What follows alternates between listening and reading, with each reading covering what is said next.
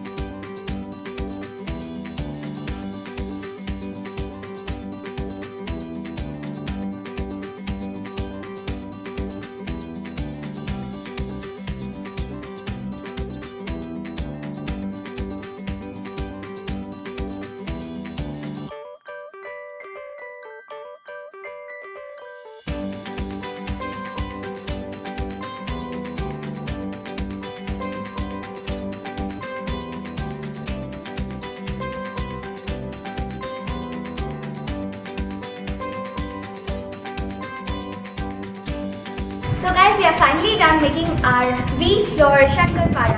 Let us have a taste. These Shakkarparas are very sweet and very crunchy. Guys, try it at home and comment me about this recipe. Thank you for watching.